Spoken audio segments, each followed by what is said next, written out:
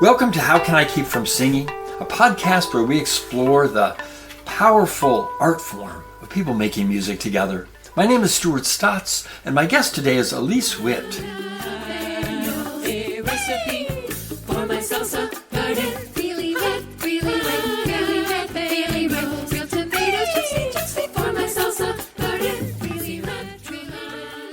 For over 40 years, she has performed concerts traveling in the U.S. and beyond.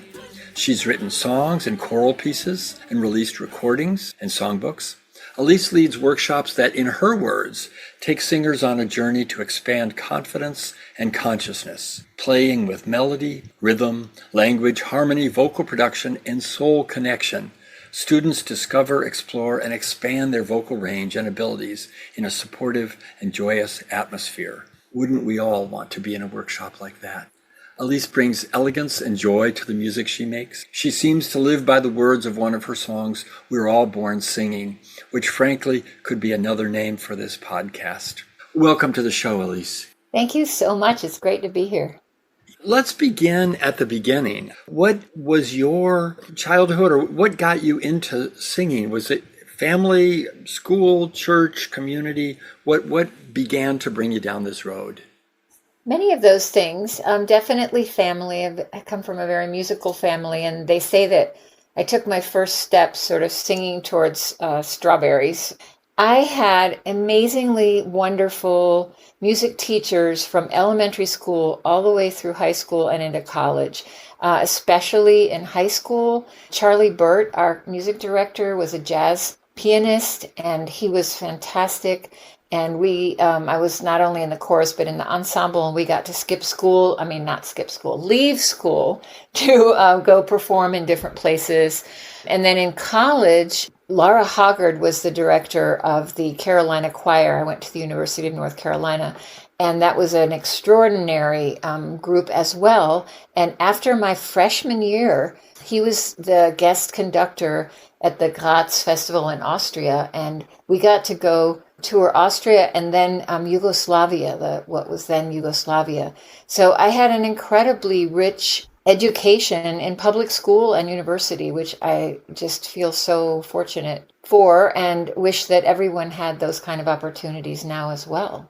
You are incredibly fortunate to have that. Yeah. Not everyone who comes to singing comes through that route, but I'm glad it worked for you. So you have this training as a singer and experience singing with people. What happened next? Actually, I was a French major in college, and I was going to be one of those interpreters that has like headphones with one language coming in my ear and another coming out my mouth. But I got sidetracked into theater, an experimental theater company in Atlanta called the Theatrical Outfit. We all taught each other kind of what we knew. And then after a while, they said, well, let's do classes for the public. So I started a class called Singing for the Non or Quasi Singer. But then I realized that is a terrible name, because that's actually the opposite of what I'm trying to convey, is that we are all singers. We all are born singing. We all have voices. Many of us have been shut down at some point by some school music teacher or choir director that says, just mouth the words. I have students in my classes now that tell me that, and that causes me so much pain, because I feel like singing is so important. It's important for our health. It's important for our communities. It's important for ways that we connect with each other. So I guess my purpose in life is to get everybody singing again. There's an interesting balance, I think, because you have a beautiful voice and a great singer. And at the same time, you're interested in not just standing on the stage and showing what you can do, but probably a greater interest in this community singing. Talk about that balance a little bit. Well, there's something magical that happens when we sing with other people. It's not like 1 + 1 = 2. It's like 1 + 1 + 1 = 1. We become part of this circle. And in my classes, once I've taught a song, and we're singing in harmony, we're standing in a circle, I let each person go into the center, close their eyes, and stop singing. And I liken the listening to looking at a braid. So we hear all of the hairs right? There's like every voice is in there. You can move your ears around and hear this person over here, over there. And then there's the strands. So when you make a braid, you divide the hair into 3 sections. And so you can hear group 1, you can hear group 2, group 3, however many groups there are. But then the challenge is, can you listen to the braid? Can you listen to the song? How all of those hairs and all of those parts come together into one thing that weaves together into what is the song. If you're not looking and you're not singing, but you're just using your ears to look and listen, you hear it. And when you come back into singing, you're bringing that listening and that understanding in a new way. It's very different from being part of it and listening as you're singing. And I think that that's something very, very powerful. And I love seeing people's faces as they're listening, because these like looks of joy and discovery and things kind of transform their face as they not only listen, but also like maybe turn because our ears point a certain way, right? And so as you turn, you're also hearing different things. It's a wonderful, wonderful experience. It's a very advanced way of listening, and an incredible gift to give people the opportunity to do that. There's also the power of harmony. I know that you don't just work in unison singing. Talk a little bit about the power of what it means when people find that harmony. I mean, when I talk about, listening for the 3 different parts, we're actually singing in harmony. And there's many different ways for composers or songwriters or improvisers to create harmony. One of them is parallel harmonies. And those might actually be the most difficult to teach, because we're all singing the same thing at the same time. And so people might tend to gravitate towards the melody that they know. There's also songs that are part songs. One of your and my favorite composers, Joanne Hamill, taught me a lot about creating parts that have different words and different rhythms, so that you don't get drawn from one to one or another. You can hold on to this part while you're hearing other people sing like a completely different part. In my class recently, we were just singing the song about when we are singing, we become one. Joanne's song. Again, listening to things that are completely different, but how they fit together and braid together and not in parallel lines. It's sophisticated, and at the same time, there is something magical about when that harmony, or the parts as well, fit. You can't explain it so well, but when you experience it, which I think is what you're giving people the opportunity to do, something transformative can happen. Yeah, it's magic. So you're leading workshops about helping people to often, as you mentioned, recover sometimes from the trauma of being told not to sing or shut down in various ways, we hear this story so often as singers, people who are told that. How do you approach that hurt that people may carry as they want to re-engage with music? Sometimes some of my workshops are called Singing for Fun for Everyone, but a name that I actually use more and really like is an impromptu glorious chorus. And it comes from the idea that after having, as I've mentioned, such wonderful music teachers, I also got really inspired by the idea of improvisation. I started listening to Bobby McFerrin in 1983, and I've probably heard him live 10, 20 times, a really incredible singer, musician. But Rhiannon, who is one of his singers in the Voicestra and then in Give Me Five, is actually the person who has taken this idea of vocal improvisation into the teaching realm. And she's an incredible teacher. And I was very, very fortunate to be in her very first year. She decided to do a year-long program called All the Way In. You meet 3 times over the course of a year in 3 different places geographically with a group of anywhere from 12 to however many people, maybe 18 now. But she focuses on, she created something called the Vocal River, which is a series of exercises to explore the idea of creativity, of improvisation, but in a very concrete way. Because of that, you realize everyone has a voice, a different way of expressing themselves. But these vocal river exercises are really beautiful because they're very specific and yet are completely open to creativity. In 2012, I was, I'll say honored, but shocked is a better word, to be invited by her to be a co-pilot in this program. And so I really got to kind of support her teaching and learn more about the teaching. And I have taken many, many workshops with her since then. She's currently exploring the idea of murmuration, which you know as birds and fish do, of how they move in space and in water, and working with dancers and singers, but singers who move and dancers who sing. Just did a workshop with her with a group of 13 singer dancers from all over the world, exploring this idea of moving together, singing together. It's so much about listening. So listening with our bodies and listening with our ears, our voices, and also knowing when to be silent, when to let what's happening happen and be part of the silence, when to follow the group, when to be a soloist and kind of take off from the group and create something that's supported by what's happening in the group. So this idea of improvisation is something that I really have been weaving into my workshops now. An impromptu glorious chorus. Feel what love will do. Can you feel it? Feel what love will do. Can you feel it? What love will do. Love, sweet love, only love will do. Love, sweet love, only love will do. You're listening to How Can I Keep From Singing? I'm your host, Stuart Stotts, and today we're talking with Elise Witt.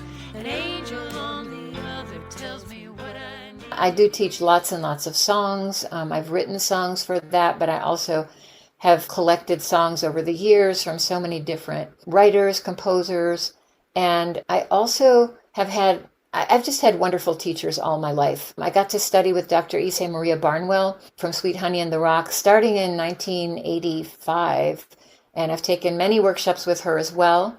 The way that she teaches, also all by ear, all by body.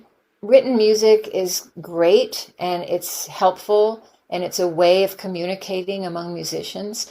But if we learn first by paper, it's very hard to get off paper.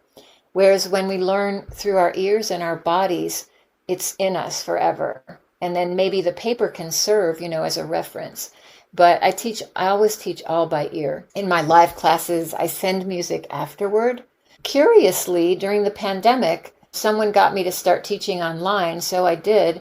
And that class has continued because the people in my class are from all over. And so it's actually fun, which I didn't think it would be, but it's super fun because there's this group of people from, Vermont and Washington State and Alabama and various places, and they've come to know each other. New people can come in. Some people go out for a while and come back. But it also has challenged me to find other ways to sing in community where we can't hear each other. They're singing only with me. They're duetting with me, which actually can be scary, but also very revealing because you're hearing your own voice. You're not doing that thing where you're hearing all the parts, right? You're actually hearing yourself. And I encourage people, maybe we're singing something that has parts, but then, just to hold long tones over it. And where does that long tone not feel good? So would I go down a little or up a little? Just using our ears in creative ways. That's a lot. There's helping people just begin to discover their voice, discovering their voice in connection with others, and then this improvisation and the connection to your body. Mm-hmm. This is not just something that happens in your throat. All of those pieces. As a workshop leader, what are the challenges you face in doing this work? Probably the biggest challenges have nothing to do with the music. The biggest challenges are just, being an independent artist and organizing workshops and sending out things and getting people there. The actual workshops, I have to say that I have a plan when I'm starting, but it's an improvisational process also because when I see who's there, when I hear what sounds I'm hearing, when I see what people are maybe not quite getting or excited about, that takes me on a journey of, well, here's where we're going to go next in this workshop. I have a plan, but it is malleable and changeable because of what I'm hearing. I have a giant 3-ring binder that has like all the songs I've ever taught. I think maybe not all, but many, many, many. Of course, I also have this on my computer, and I do send out music to folks. But sometimes, like in the last session, I went to my binder and I opened it to the S section, which was lots of songs about singing. And so all the songs we did last month, not all, but many, many, many were about singing. And I love that there are songs about the power of singing, about the power of community in singing, about the power of actually vibrating our bodies with singing, what singing does, what singing is, why we love it. Yeah, I have a song called All Singing, which starts, what if every session of Congress started with singing? What if every day we greet started with singing? Babies are born singing. When did we stop? How did we stop? Why did we stop singing? 'Cause singing is in our souls, singing is in our bodies, singing is in our souls. Singing is in our souls, singing is in our bodies, singing is in our souls. So you've got these, in part, all these songs that directly address sort of the, I call it the issues, as it were, of what you're bringing there. What are some other things you look for in repertoire? Songs come by you, you create songs. I guess it's a two-part question. One is, what do you look for in other songs? What makes a good song for people to sing? Recognizing there's improvisation often, but also as a composer, what are some of the considerations you have in writing songs that you want people to sing successfully? As I said, I've really learned from so many, not only great composers, but great song leaders. I just wanted to call some of them out because in addition to Rhiannon and listening to Bobby McFerrin, I spent quite a bit of time with Dr. Fred Onowere-Suwoke, who is from Ghana, his parents from Nigeria, and he spent a long, long time gathering vocal music in Africa, all over the continent, and then making it accessible to Western audiences, Western singers. I, for about 10 years, organized a program at the Swannanoa Gathering called Sing, Swing, and String. And it started out as a vocal week, but it quickly encompassed also musical instruments and dancing. Every day, people could choose their classes, but every day after lunch, there was African chorus, and there was no other classes at that time. So the whole community gathered there. Fred O, as he's known, directed that. And one of the things I so appreciate about him is that people always were asking him, like, is it okay for, Americans, for white people to sing African music? And both he and Dr. Barnwell, I believe, were really encouraging this music is important. It is part of who we are as humans. And it's also some of the most joyful, beautiful, powerful music in the world. You're listening to How Can I Keep From Singing? My name is Stuart Stotts, and my guest today is Elise Witt.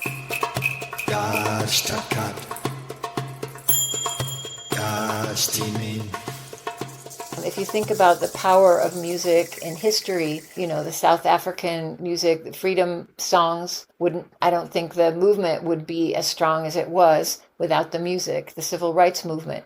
There's music in Estonia, and then music has also been used in negative ways. In Germany during Hitler's time, the sort of marching way of just like hypnotic music to convince people literally music changes the molecules in the air around us and in our bodies. Bernice Johnson Reagan talked about that a lot, about how during the civil rights movement, when they were in a church and they were singing and they knew the police were coming, they would sing and they felt the music change the molecules in their bodies and the molecules in the air around them.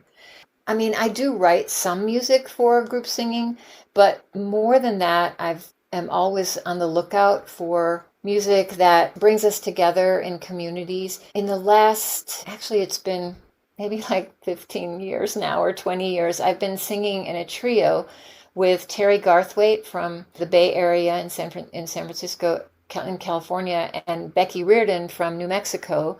It's such an amazing trio that we have because we are extremely different. Our vocal qualities are really, really different. The way that we write, Becky writes these weird, beautiful songs about the nature in New Mexico, many other things as well. Terry was part of the band Joy of Cooking, which I discovered in college and just loved. Extremely radical band because they were led by two women who wrote all the music and played. Terry played guitar and Tony Brown played piano. And so this trio, which we call Natural Rhythms, we do concerts, but we also do workshops. And again, there we have different ways of creating community and finding those vibrations that bring us together.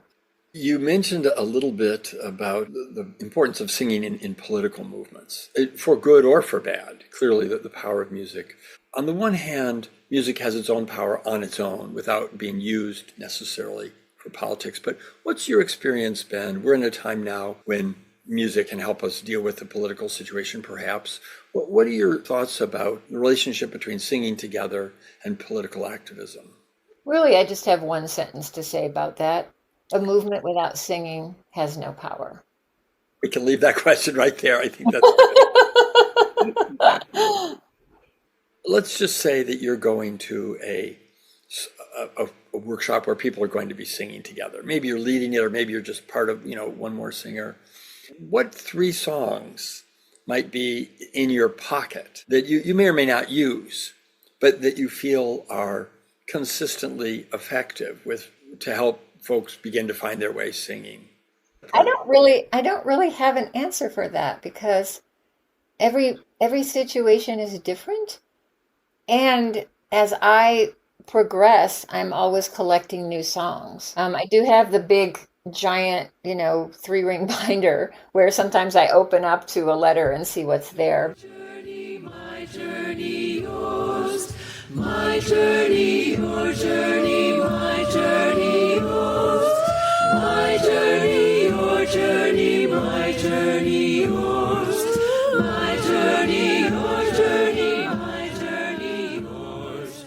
My journey, your journey. So what message would you have to folks who maybe are not accomplished or have a lot of experience singing? How would you help people gain entree into this form of expression? I think one of the exciting things that's happening right now is that the idea of group singing, community singing, is just exploding. Believe it or not, I think that the pandemic actually helped that. Not to get people singing online.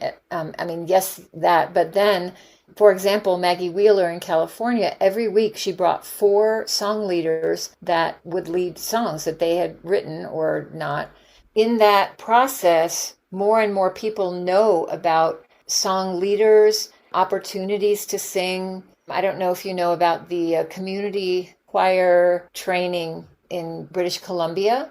And they're basically training folks who would like to lead community singing. They're non-audition choirs. They're all by ear. And they train people to start choirs in their communities. And every year they turn out more choir leaders. For me, I'm not interested in a choir, so to speak. Like, I'm interested in the process, not the product.